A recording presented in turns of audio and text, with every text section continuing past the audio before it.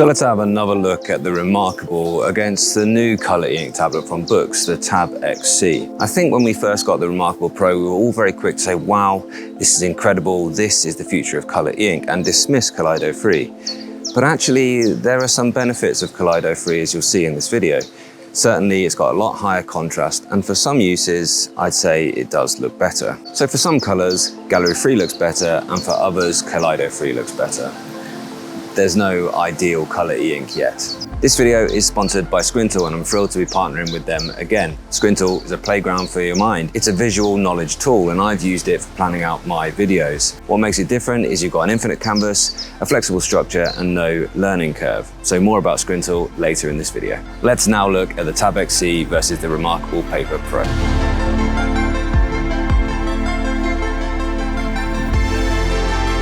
One is simply trying to be better paper, while the other is trying to be the e-ink iPad. But there are several design choices that both have made which stop them well short of being the perfect e-ink tablet. The reMarkable Paper Pro, I actually think, well, there's been a lot of talk about how good the Gallery Free screen is. I'm a fan of it in a sense, but it does look different to the Kaleido 3, but I mean, you can see here, I mean, yeah, this should, so far, should tell you everything you need to know about the Gallery 3. Looks good, but do you see that refresh? Whereas, I mean, just watch me get between different places without it having to flash like crazy. You'll just turn a page. Yeah, it flashed a little bit, and I must be in HD mode here. Yeah, I'm in normal, so I can stick in speed. Yeah, actually, I mean, it looks just as crisp. You can see if I pump the front light right up on this as well, how much brighter it is than full front light on the reMarkable Paper Pro on this side. Yeah. Okay, now I can see actually that I do want to go back into that anti-ghosting mode. The Regal mode, and Regal was very good at doing minimal refreshes to give you it looks great. Whereas, I mean, look at the difference in time to refresh.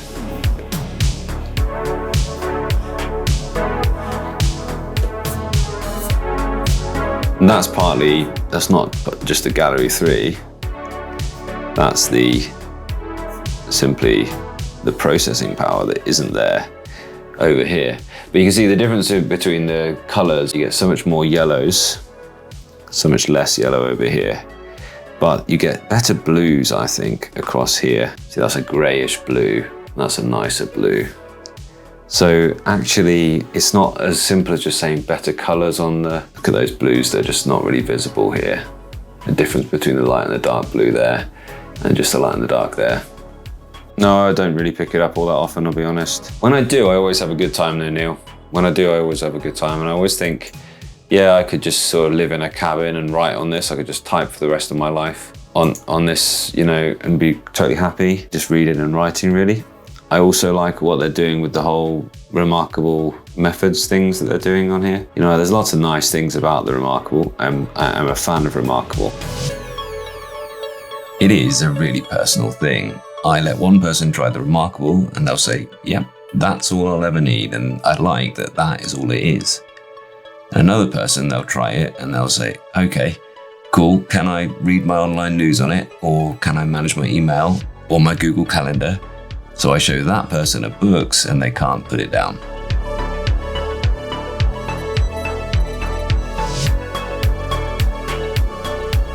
So yes, I do really like what reMarkable are doing with the whole calm technology business, and they're funding research into our use of technology. I think that's really important. But at the same time, I think that some of their reMarkable methods could be just integrated within the operating system. Giving you them as a PDF is fine, but it isn't integrated into a true digital knowledge management system. And of course, you will never be able to install any knowledge management system onto your reMarkable like you can on the Boox Tab X C, a knowledge management system like our sponsor, Squintle. So let me tell you a bit more about Squintle. It's something that's really saved me time by allowing me to spread out my ideas and move them around much quicker than having to scroll right the way down a document, find a bit of text and cut and paste it and move it back to the top. It's really nice to be able to lay out your script in blocks of text rather than having to cut and paste all the time. I spend a lot of time organizing my ideas for teaching, researching, and making videos. And honestly, it can be a messy process. Squintle is a visual workspace. Think of it like a digital playground for your mind, and it's been helping me tidy up my thinking. Squintle combines note-taking, brainstorming, and writing into one intuitive canvas. It's visual, it's easy, it's flexible, and it's genuinely pretty fun. Perfect if you love making connections and mapping out your thoughts. You might try using Squintle to map out video scripts, lesson plans, or even research projects. It's really effective at simplifying complex ideas. And the AI assistant helps you just do that faster, keeping your ideas flowing, especially handy when you hit creative blocks. Here's how it works. You create blocks with text, images, embedded PDFs, and lots more. I particularly appreciate the variety of templates that are available for all those different use cases. It gives you a good starting point every single time. And if you're someone who appreciates an infinite canvas, you'll really enjoy this. The infinite boards mean that you're never boxed in.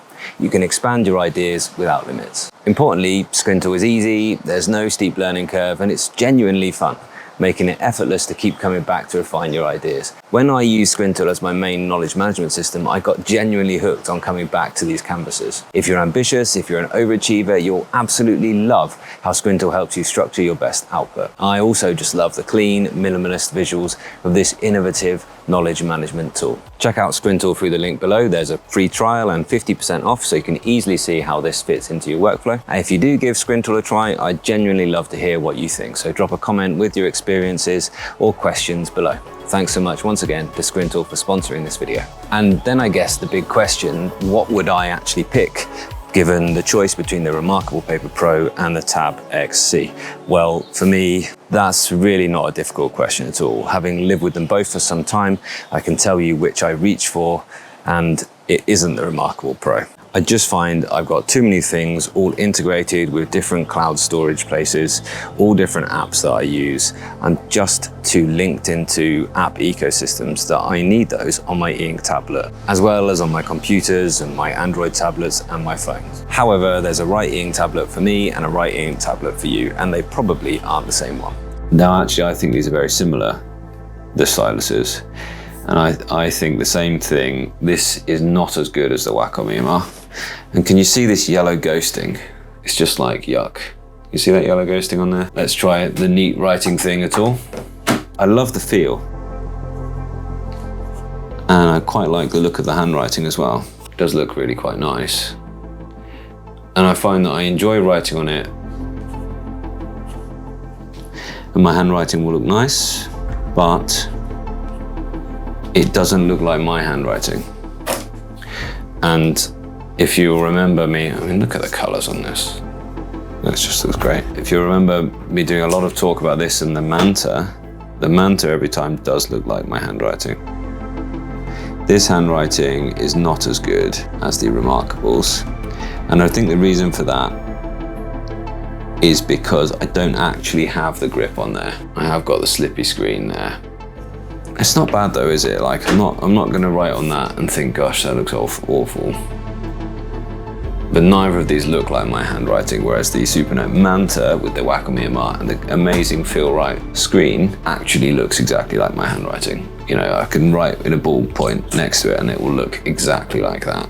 So that's the thing that's the thing for me. So good they wrote it twice, but made a nice point there. Bigger screen and faster wins, yeah. Yeah, I mean, look, it is bigger. This is 11.8, I think, isn't it? This is 13.3. Does give you a bigger size. I know they're bringing better lights for the reMarkable Pro. And actually with the light off, I mean, this made no difference at all. It looks exactly the same. With the light off, certainly Kaleido 3 is darker. There's no denying that. I do like both, and I do like the reMarkable Paper Pro. Yeah, I mean, I do and I don't. I think, like anything, one thing that I hear a lot of people say about the reMarkable and e-ink in general really, is like you get on with e-ink if you understand what it is and what it isn't. Like if you're gonna buy this and think, oh amazing, I can watch YouTube on a reflective screen. No, you can't. Like it's not gonna look good. So don't like expect it. You know, if you like accept, right, okay, I know it's gonna flash, so I'm expecting that. You know, I know there's gonna be a bit of ghosting, but I'm just gonna live with it, and you know, I'm gonna appreciate it for what it is.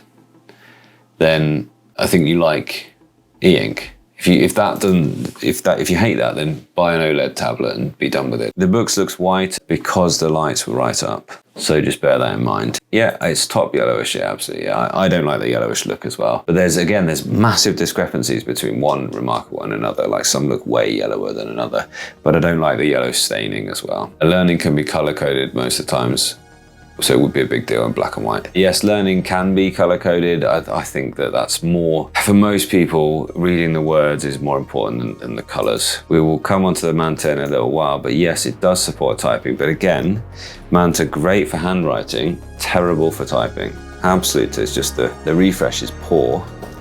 The reMarkable is somewhere in the middle for typing. It's got a lovely keyboard case, the reMarkable.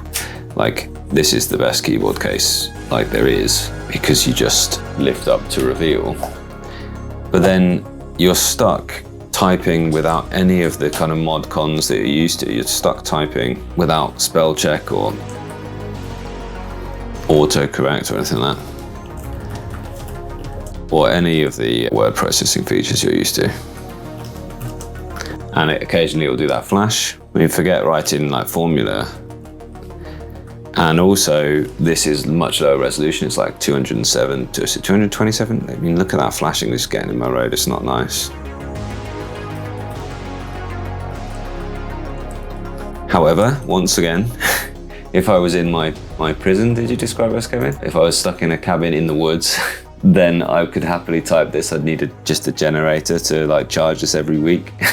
I'd be quite happy. All I had to do was go, you know, take my time and just write. It's a really nice place just to bash out your words, but I just would find it a bit infuriating that I didn't have all of the things that I'm used to on a word processor, really. I mean, like, I think I've had autocorrect in my life for so long that my fingers don't bother to type the word they, for instance, in the right order. They just sort of like mash the keyboard and know that when I press space, it will autocorrect that to they. So, you know, it's my fault, I get it. But you know, I'm not a good enough typist to get the most out of this. But this is a great e-ink typewriter, but it's not the best e-ink typewriter. The best e-ink typewriter is this amazing thing here. I mean, the keyboard case on the Tab X is just as expensive as that keyboard case.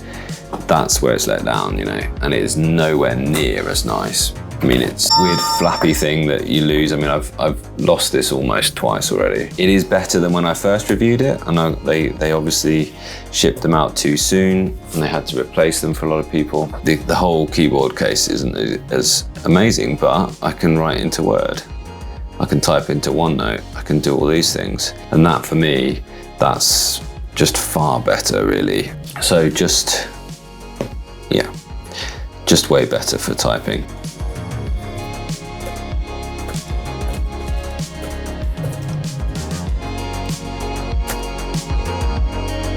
I'm just a poor typist, really. I think you'll be waiting for some time before that will be available in a tablet, but as a reader, yeah, okay. I think I've seen a few of his, yeah, looks good. Again, I like, personally, you buy the tab if you want this crispness. Adding a matte layer on top, I mean, this is nicely, that it's matte enough in that it's quite well controlled with the glare. It doesn't give you very spectral reflections, but it isn't like textured for handwriting. So I think that adding another layer would just make this kind of worse. But yeah, absolutely. Spectra 6 is like for imitating photo prints, really. Definitely the Tab X is easier for getting documents in and out, absolutely. Case is definitely too expensive. Definitely go for that. Because the thing is, you can buy both for the price of the case. You can get yourself a Logitech Keys to Go or whatever, and you can get yourself an MX Master or something, or the wonderful Cherry MX board. recommend this. This is great. But lots of good keyboard reviews and things on my channel as well, because keyboards are a fun time. Yeah, exactly. And reMarkable just can't handle, it just doesn't have anywhere near the processing power. I did look at it, it's like, isn't it like 2 cores or something that's 2 gig of RAM, plays 6 over here. It's, you know, it's just not in the same league in terms of the processing power of it.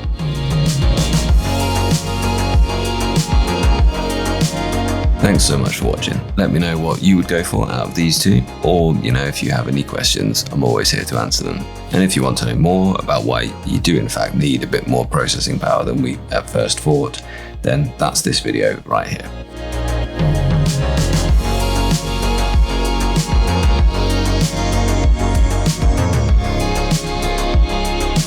So yeah, teachers and professors, iPad 13 is my board, yeah. I need another tablet for my eyes only. I'm not an Android user, so I'm needing more to reMarkable Paper Pro, yeah. And you can share that to your board. That's a good way of doing things. I really have enjoyed sharing out an e-ink tablet to a screen and getting that best of both worlds feeling. But yeah, iPad for teaching is a good time. So, hope that helps you make your decision.